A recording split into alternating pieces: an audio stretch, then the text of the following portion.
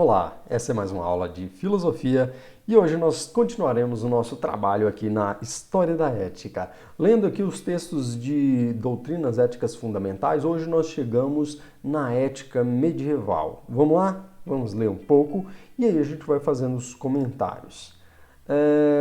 A ética cristã medieval. Esse período da história da filosofia às vezes é considerado como filosofia medieval ou às vezes é considerado simplesmente como filosofia cristã.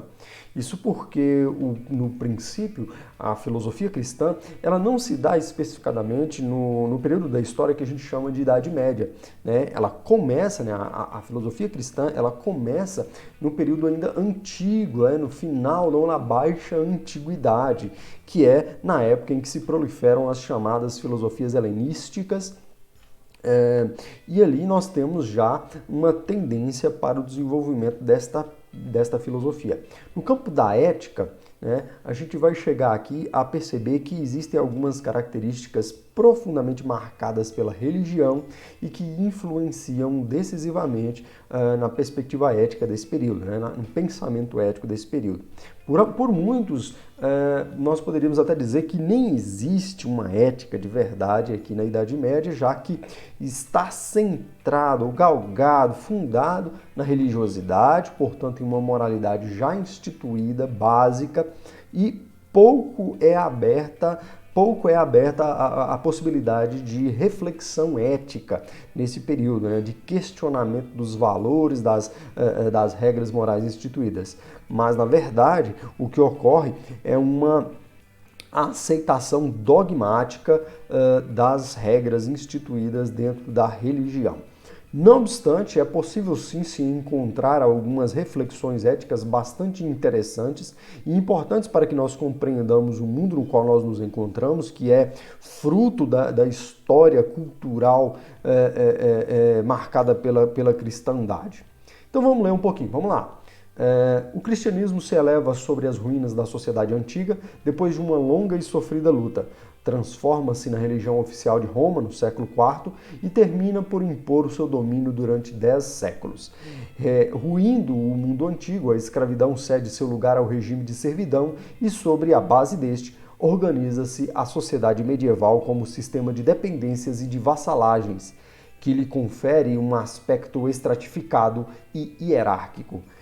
Nesta sociedade, caracterizada também pela sua profunda fragmentação econômica e política, devido à existência de uma multidão de feudos, a religião garante uma certa unidade social, porque a política está na dependência dela e a igreja, como instituição que vela pela defesa da religião, exerce plenamente um poder espiritual e monopoliza toda a vida intelectual. A moral concreta é efetiva e a ética, como doutrina moral, estão impregnados também de um conteúdo religioso que encontramos em todas as manifestações da vida medieval.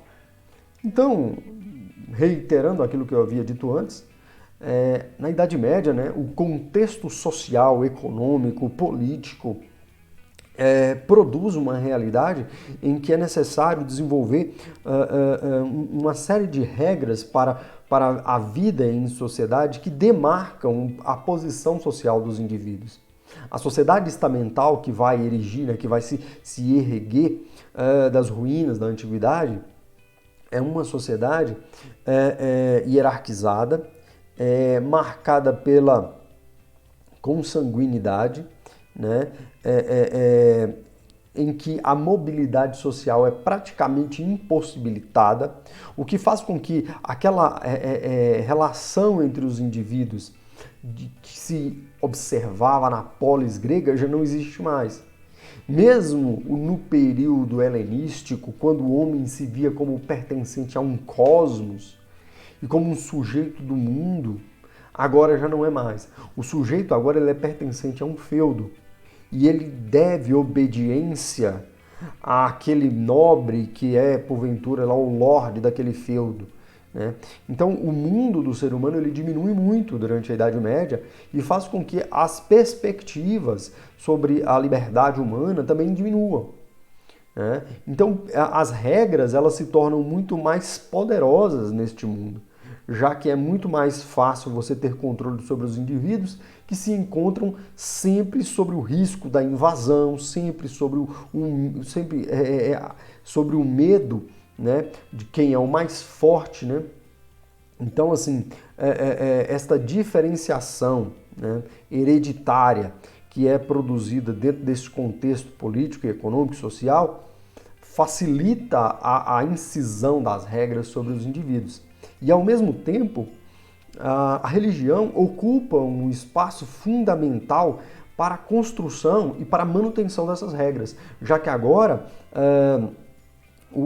a resposta humana para o problema das regras morais é sempre uma resposta que transcende ao próprio humano. Quer dizer, existe um ser divino que está anterior e posterior, quer dizer, ele é anterior às regras, porque é quem inspira as regras, e seguir as regras nos proporciona aproximar desse ser divino, que é Deus, que é, no caso, o Deus cristão. Mas vamos continuar a nossa leitura. A ética religiosa. A ética cristã, como a filosofia cristã em geral, parte de um conjunto de verdades reveladas a respeito de Deus, das relações do homem como o seu criador e do modo de vida prático que o homem deve seguir para obter a salvação no outro mundo. Aqui nós temos um fator muito interessante.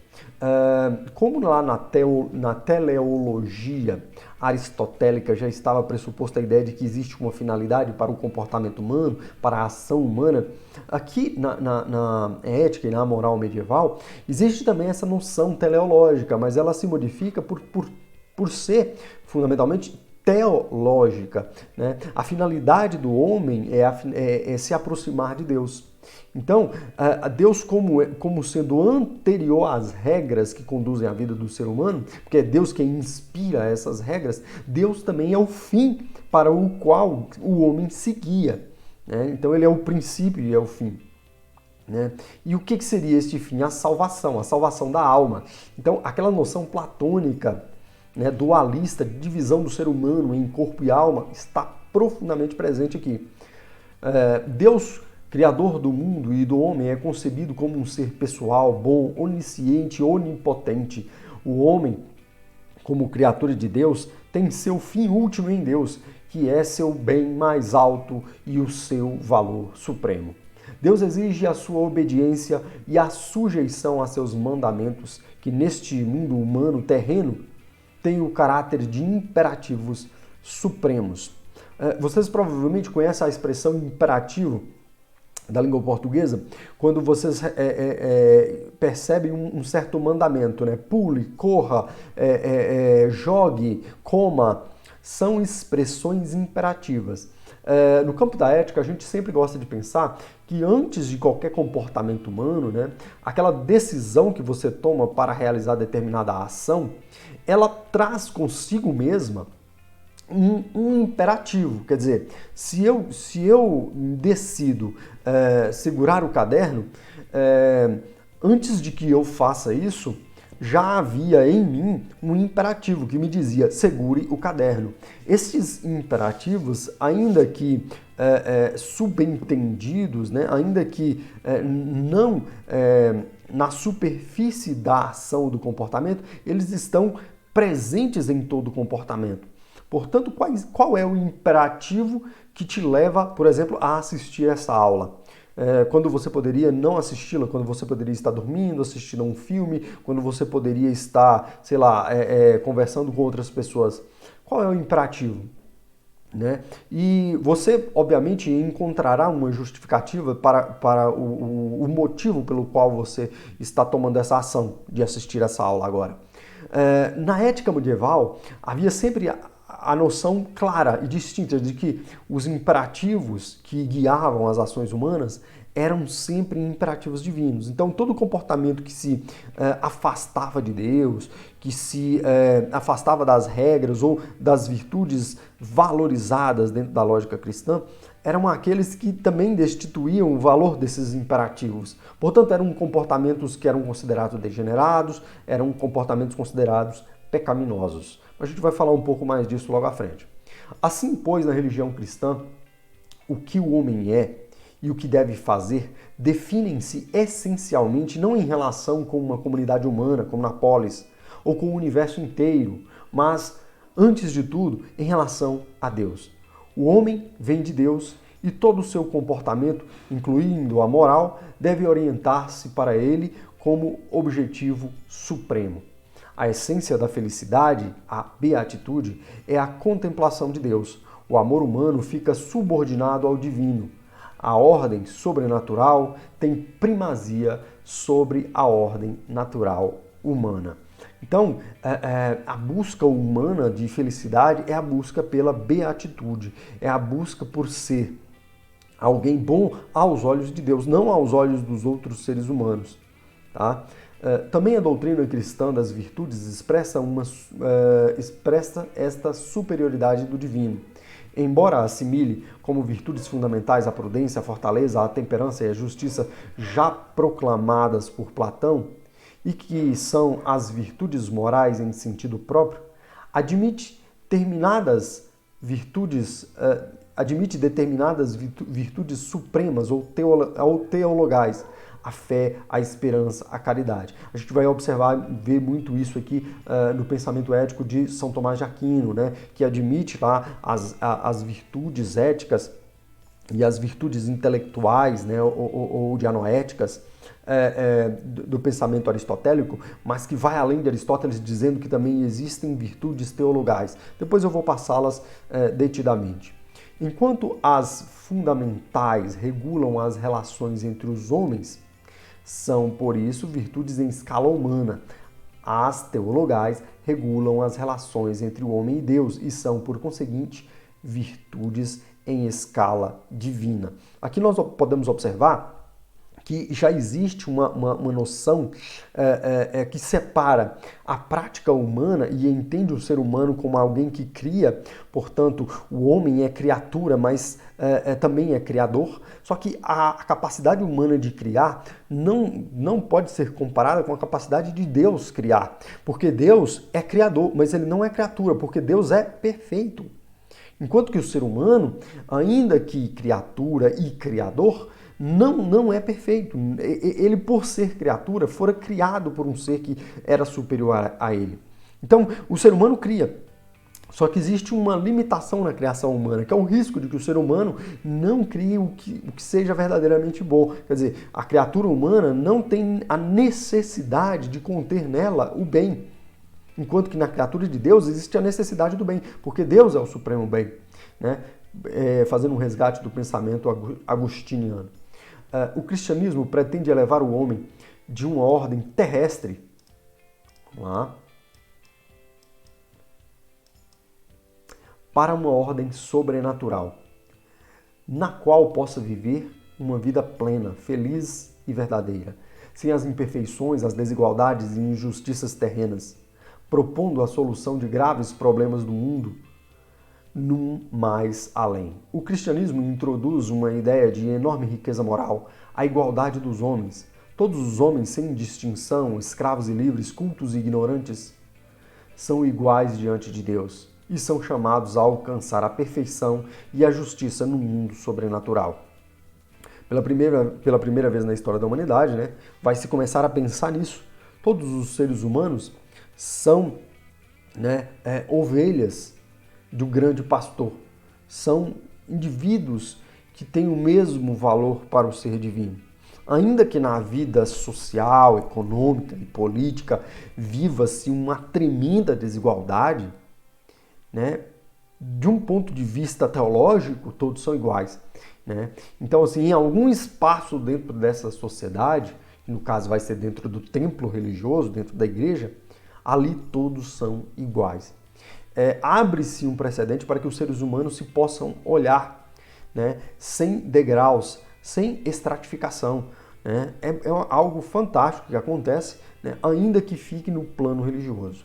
A mensagem cristã da igualdade é lançada num mundo social em que os homens conhecem a mais espantosa desigualdade: a divisão entre escravos e homens livres ou entre servos e senhores feudais.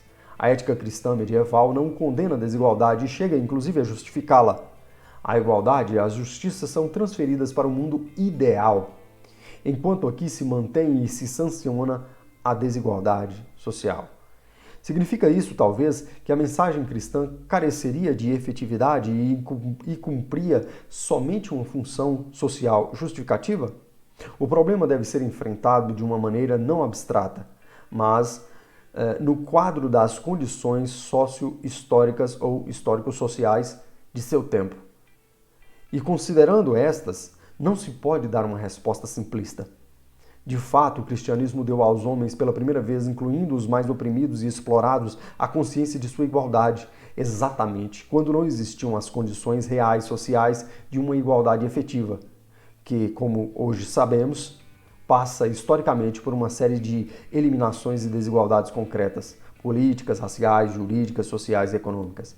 Na Idade Média, a igualdade só podia ser espiritual, ou também uma igualdade para o amanhã, no mundo sobrenatural, ou ainda uma igualdade efetiva mais limitada no nosso mundo real e algumas comunidades religiosas. Por isso, tinha de coexistir necessariamente com a mais profunda desigualdade social, enquanto não se criassem as bases materiais e as condições sociais para uma igualdade efetiva. Assim, pois a mensagem cristã não tinha um profundo conteúdo moral da Idade Média. Isto é, quando era completamente ilusório e utópico propor-se a realização de uma igualdade real de todos os homens. O que eu já havia dito, né? É uma grande evolução do ponto de vista de que vai pensar os seres humanos como iguais, mas ao mesmo tempo não pode fugir da sua realidade histórica, social, econômica, inclusive da sua realidade bélica, né? Já que os riscos de invasões, os riscos de guerras eram sempre presentes.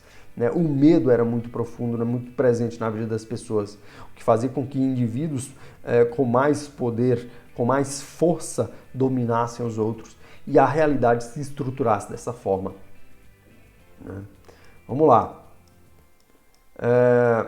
Contudo, a ética cristã tende a regular o comportamento dos homens com vistas a outro mundo, uma ordem sobrenatural, colocando o seu fim ou valor supremo fora do homem, isto é, em Deus. Disso decorre que, para ela, a vida moral alcança sua plena realização somente quando o homem se eleva a esta ordem sobrenatural. E daí decorre também que os mandamentos supremos que regulam o seu comportamento e dos quais derivam todas as regras de conduta procedem de Deus e apontam para Deus como fim último. O cristianismo, como religião, oferece assim ao homem certos princípios supremos morais que, por virem de Deus, têm para ele o caráter de imperativos absolutos e incondicionais. A verdade é que a igualdade entre os homens se consubstanciará verdadeiramente, finalmente, numa outra vida, num outro lugar, numa vida suprassensível.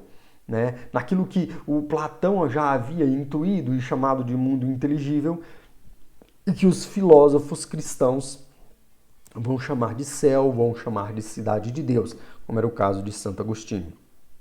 Tá? Então vamos lá, eu quero chegar nesse ponto aqui que é o mais importante. A ética cristã filosófica. O cristianismo não é uma filosofia, mas uma religião. Isto é, antes de tudo, uma fé e um dogma.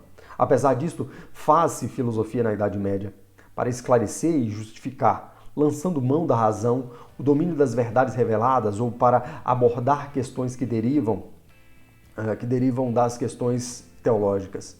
Por isso, dizia-se naquele tempo que a filosofia serve à teologia. A filosofia é serva da teologia, subordinando-se a filosofia à teologia. Também se subordina à ética. Assim, no âmbito da filosofia cristã na Idade Média, verifica-se também uma ética limitada pela sua índole religiosa e dogmática. Nesta elaboração conceitual dos problemas filosóficos em geral e morais em particular, aproveita-se a herança da antiguidade e particularmente de Platão e Aristóteles, submetendo-os respectivamente a um processo de cristianização. Este processo transparece especificamente na ética de Santo Agostinho e na ética de São Tomás de Aquino. A purificação da alma em Platão e a sua ascensão libertadora até levar-se à contemplação das ideias transforma-se em Santo Agostinho na elevação ascética até Deus, que culmina no êxtase místico ou felicidade, que não pode ser alcançada neste mundo. Contudo, Santo Agostinho se afasta do pensamento grego antigo ao sublinhar o valor da experiência pessoal, da interioridade, da vontade e do amor. A ética agostiniana se contrapõe assim ao racionalismo ético dos gregos. Olha lá, eu quero que você pense um pouco junto comigo sobre a ética agostiniana. Santo Agostinho, que foi um filósofo que viveu ali no final da Antiguidade, princípio da Idade Média, né, ele vai criar, né, ele vai envolver os conceitos de liberdade e de livre-arbítrio como fundamentadores de uma ética. Ele que vai resgatar o pensamento de Platão e vai cristianizar Platão para fazer com que o pensamento de Platão adequasse-se à lógica ao dogma religioso cristão. Né? Ele vai pensar em dois mundos, né? O mundo terreno e o mundo divino, fazendo uma relação clara ao dualismo platônico. Né? Só que aí é uma coisa muito interessante que acontece, o seguinte: Platão pensava em uma dialética ascendente como o desenvolvimento da capacidade intelectual que fazia o ser humano sair de dentro da caverna. O ser humano, com o pensamento de Platão, ele alçava para o mundo inteligível através da atividade intelectual, se tornando filósofo. O que o Santo Agostinho vai dizer é que, na verdade, o que acontece é outra coisa. É a ascese cristã. O que seria a ascese cristã? É uma refiguração desse pensamento de Platão. O ser humano ele precisa realizar a prática do comportamento divino que dirige o ser humano para próximo de Deus. E na medida em que o ser humano se aproxima de Deus, o ser humano se eleva. E eleva a sua alma. E possibilita que a sua alma vá habitar, depois de abandonar o corpo humano, né, ao lado de Deus. Naquilo que hoje a gente chama de céu, né, que o próprio Agostinho chamava de cidade de Deus. Né? Mas para isso existe um fundamento claro, que é o fato de que o ser humano é possuidor de vontade. A vontade humana é que pode aproximar o ser humano de Deus ou afastar o ser humano de Deus. Aí foi um grande problema para Santo Agostinho entender o que é o mal. Existe o mal? Qual é o princípio do mal? Porque quando ele pensava na questão do mal, ele sempre pensava assim, olha, se Deus é o sumo bem, e se Deus é onipresente, quer dizer, ele está em todo lugar, como é possível existir o mal? Sendo Deus toda a potência, quer dizer, todo o poder, ele já teria acabado com o mal. E aí ele retorna até a alguns dos dilemas que foram propostos pelos filósofos helenistas, né, especialmente por Epicuro, que ele estudou bastante os filósofos helenistas, como os epicuristas, né, os estoicistas tendo lido o livro de Cícero, né, tendo sido em algum momento da sua vida, anteriormente à sua dedicação ao cristianismo, um ávido leitor do estoicismo ciceroniano, né, tendo sido depois, né, e quando aí inclinado à religião cristã, o Agostinho foi um ávido pensador ligado ao neoplatonismo, né, especialmente de Plotino e de Porfírio, que eram escritores romanos que estavam ali ligados ao pensamento de Platão, mas que traziam uma certa teologização do pensamento de Platão, e depois o Agostinho, né, tendo sido um discípulo de Santo Ambrósio, do bispo de Milão, né? Depois de ter vindo de Cartago, né? Ele que viveu Cartago, que hoje onde é a Tunísia. O Agostinho, ele é do norte da África e ele viveu uma boa parte da sua vida ali naquela região. Ele vai para a Itália, vai morar em Milão, e ali ele tem os seus ensinamentos e vai estudar retórica e vai falar, cara, dá para você pegar o texto bíblico e analisá-lo de uma perspectiva filosófica para dar uma justificação mais racional, né? já que aqui a gente pode dar uma força maior para o pensamento religioso cristão. O que o Agostinho faz, no final das contas, né, é uma apologética. O que significa apologética? É uma defesa do cristianismo contra as heresias, contra quem era contrário ou quem questionava o pensamento cristão. Então o que ele vai dizer? Olha, Deus sendo o sumo bem, Deus sendo o Criador, né, tudo que ele faz é bom, mas o ser humano como criatura não é Deus, né, é criatura de Deus. E, portanto, não sendo Deus, não é perfeito como Deus é. Só que o homem também é criador, porque o ser humano ele é dotado de vontade, de livre-arbítrio, né? Então, o que o Agostinho vai fazer é se desvencilhar, de certo modo, daquele pensamento grego e se desvencilhar também do maniqueísmo, que era uma teoria filosófica, um pouco teológica, que ele fora adepto durante um determinado tempo, que acreditava que o mal existia como substância, tá? E o Agostinho vai dizer que não, o mal não existe como substância, Deus não permitiria, porque Deus está em tudo, portanto tudo é bom. Só que o ser humano tem a possibilidade de se afastar de Deus porque o ser humano cria. Sendo sujeito de vontade, o ser humano pode dirigir-se para o não ser, para a falta de Deus, né? E dirigindo-se para o não ser, ou seja, para a falta de Deus, ali é o que nós chamamos de mal, né? É aí exatamente que surge o pecado, né? É aí que surge o pecado. O ser humano como sujeito de vontade e dotado de livre-arbítrio, afastando-se de Deus por não se guiar pelos comportamentos virtuosos, né, que possibilitariam a ascese cristã, né, se torna então um sujeito que pratica o mal, né? O homem, né, peca ao preferir a criatura ao Criador. Ele subverte a ordem divina, que é hierárquica, né? Para Santo Agostinho, uma coisa interessante é o seguinte, tinha uma fala dele que ele dizia assim, o livre-arbítrio é um grande bem que a criatura recebeu de Deus, que é o Criador. O mal nasce quando o mau uso deste grande bem é realizado pela criatura, através das paixões da criatura, que pode vir a se afastar do Criador. Então Agostinho vai afirmar que a moralidade não depende das consequências, não depende das causas, né? Não depende da natureza do comportamento, mas o que é moral? É aquilo que esteja de acordo com a vontade de Deus. Deste modo, a gente pode dizer até que o Agostinho inaugura na história do pensamento ético uma coisa que a gente vai chamar de deontologia. Né? O que é deontologia? Deontologia é uma das vertentes éticas. A primeira das vertentes éticas que nós conhecemos foi a ética das virtudes. Mas espera aí, a ética cristã medieval também é uma ética das virtudes, sim. Só que no caso agostiniano já se vem dizer o seguinte, existe sim uma tentativa de se deixar um pouco de lado a ética das virtudes para se propor uma ética do comportamento em específico, não enquanto comportamento virtuoso, mas do dever. A expressão deontologia, né, deon ou deontos, vem do grego e significa dever, logia, que é um estudo racional, discursivo.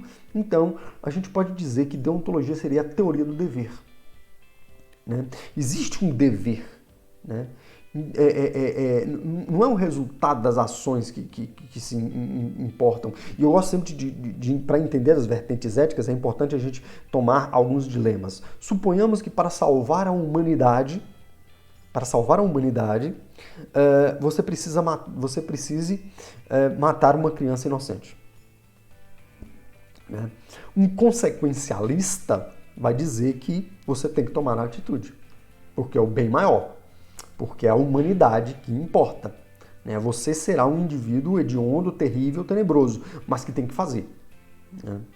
Essa seria a perspectiva de um consequencialista. Né? Depois a gente pode discutir mais sobre isso. Um sujeito que pensasse conforme a ética das virtudes diria assim, tá, é prudente, né, a virtude da prudência, é prudente tomar essa ação? É misericordioso para com quem? Então, olha só, na ética da virtude, você sempre coloca a virtude como algo que está fora de você e você analisa o comportamento com base naquela virtude que está fora de você. Esta ação é uma ação de coragem, né? É um sujeito que ama aquele que faz isso? Quer dizer, sempre se coloca fora da ação uma virtude e se analisa a ação como fundamento, né, com fundamento na virtude para que se realize. Na deontologia, não, né? Qual que é a ação certa? Existe a regra, existe o mandamento, não matarás. Então, este é o dever, não matarás. Ah, mas você tem essa oportunidade de que para que se possa salvar a humanidade, você precisa apenas matar uma pessoa. Mas o mandamento é o dever. Antes de qualquer coisa, você cumpre o dever. Não existe o mandamento salve a humanidade. Existe o mandamento não matarás. Então você não mata. Entendeu? Então, na ética do dever, na deontologia, se pressupõe que existe anterior em si próprio o dever pré-estabelecido, o mandamento, a regra. A regra não se faz mediante uma análise sobre uma perspectiva que é tangencial externa, que é o caso da virtude. E nem as consequências, como é o caso do consequencialismo. Né?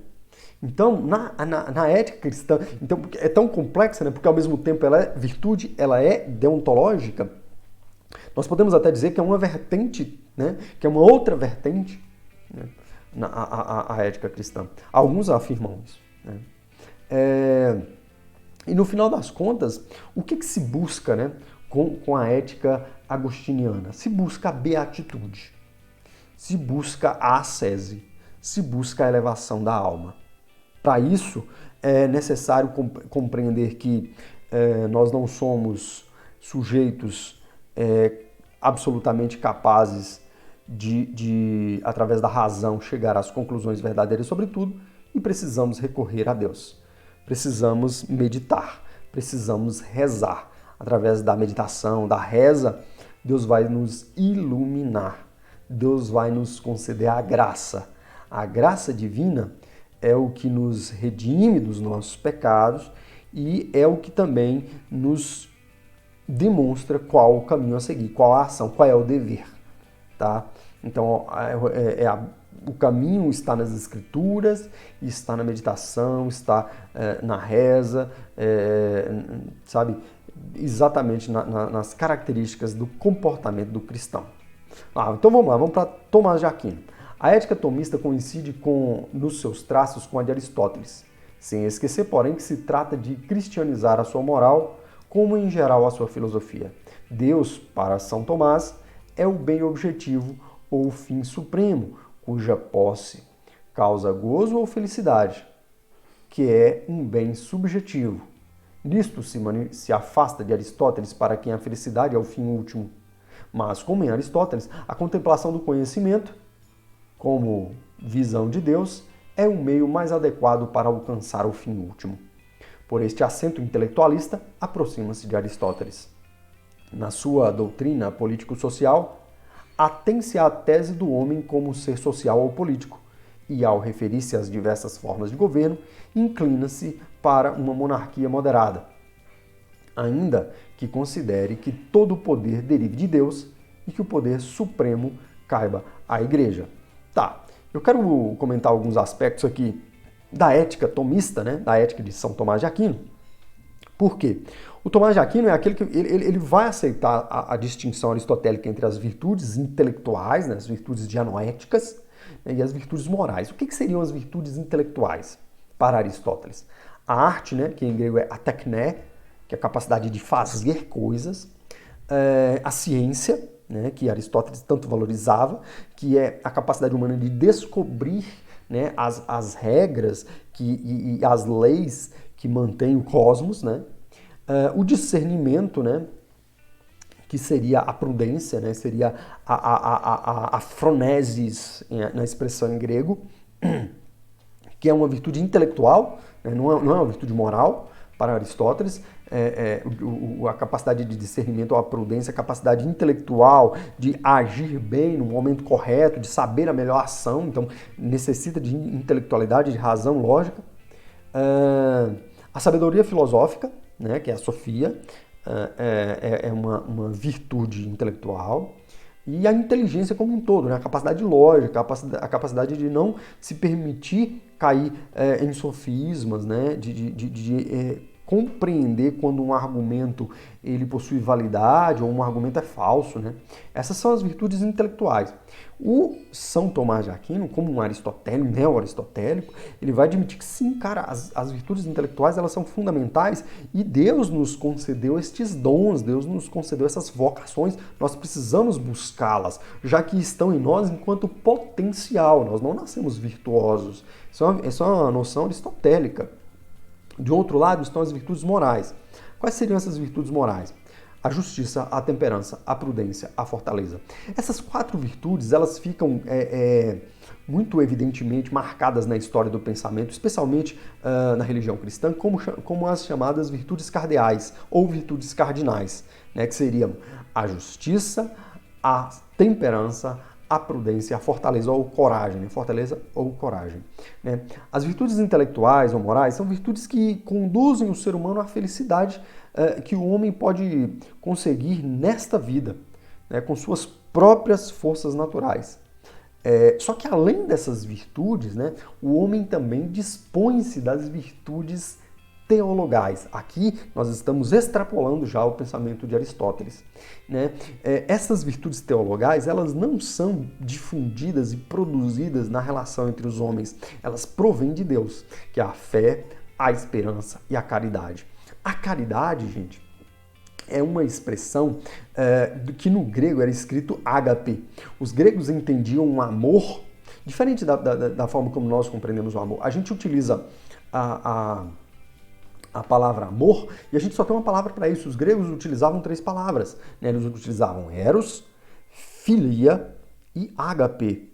A palavra ágape, né, ela costuma ser traduzida como caridade. É um amor de caridade, é um amor divino. É um amor que não é um amor de troca. É um amor de doação. É um amor que está muito ligado à misericórdia, à compaixão. Né? É quando você se doa ao outro porque você ama o outro, né? Compreendendo, obviamente, que este amor ele não tem necessidade nenhuma de ser recíproco. Né? Você simplesmente se doa enquanto alguém que ama para o outro. Isso seria o ponto maior, né? A maior mensagem do cristianismo. Né? Em toda a ética de Santo Agostinho, o que está presente é a ideia de um direito natural, de uma lei natural, né? Que depois a gente vai chamar de justnaturalismo, né? Mas isso em outro campo, né? Especialmente na filosofia política, no direito. Né? Só que o que é isso? Né? Existe uma lei que é eterna, governa todo o universo, né? E existe, né? Desde que o universo existiu, provém, né? Do próprio Deus. Né? O homem é um reflexo, ou também o homem participa dessa lei natural. O fato de existir o ser humano é porque é uma lei natural que diz que o ser humano deve existir tal como ele é. Né? Então, quais são as características da lei natural? A lei natural ela tem 3 características fundamentais. Né? De que, por exemplo, o ser humano ele tem uma inclinação natural para o bem. Né? Então, o homem naturalmente é mau? Se a gente perguntar para São Tomás de Aquino, ele vai dizer que não. É da lei da natureza que o ser humano esteja direcionado para o bem. Porque se o homem é criatura de Deus e tudo que Deus faz é bom, por que o ser humano inclinaria-se para o mal? Não. Então, por exemplo, o fato de que o ser humano tem a necessidade de autoconservar-se, de manter-se vivo, de ir em busca de alimento, de água, de respirar, de ambiente saudável, isso é da natureza do ser humano, como é da natureza de todos os seres vivos. Desta forma, por exemplo, devem ser absolutamente condenáveis, né, qualquer ato que retire do ser humano a vida, como a eutanásia, como o aborto, né, porque iriam contra a lei natural. Então, o que seria mais característica da lei natural? O ser humano ele tem uma tendência, né, para determinados atos, como viver em sociedade, né, aquela ideia de zoon politikon, né, que é a ideia de um homem como um animal político, típico lá de Aristóteles, de que o ser humano ele tem a tendência para a reprodução, né? Então, a lei natural também produz no ser humano esta capacidade de pensar, de raciocinar. Então, é da natureza do ser humano ser racional, e é assim, então, que Deus fez o universo e criou o universo com essas leis. E se é próprio do ser humano a razão, e o ser humano então tem essa capacidade, por que não fazer desta razão o sistema para o qual o ser humano compreenda, inclusive, Deus? Então, olha só, o Tomás de Aquino vai oferecer ao ser humano, vai entender que o ser humano, além de ser essa criatura de Deus, né, de ser este sujeito capaz de receber a graça, né, de Deus através da beatitude, o ser humano também, ele é um sujeito que, através da sua intelectualidade, pode compreender o mundo, pode compreender a realidade e chegar, através dela, né, mais próximo de Deus, né? Então, acho que é isso, gente. Entender como que esse processo dessa formação de uma base ética, intelectual, né, teologal, dentro da Idade Média, não é tão difícil, né? Apesar de que eu falei muito, apesar de que a aula ficou extensa, não é tão difícil. Mas é bom vocês perceberem isso aí, este resgate da filosofia grega, né? Estes fundamentos que estão presentes na ética medieval. Eu vou parar por aqui, muitíssimo obrigado por ter assistido. Se gostou, deixe o like, deixe aí o seu comentário no vídeo, se inscreva no canal. Que para mim fazer esses vídeos dá muito trabalho, tá bom? Muitíssimo obrigado, um abraço, até mais, valeu, tchau, tchau.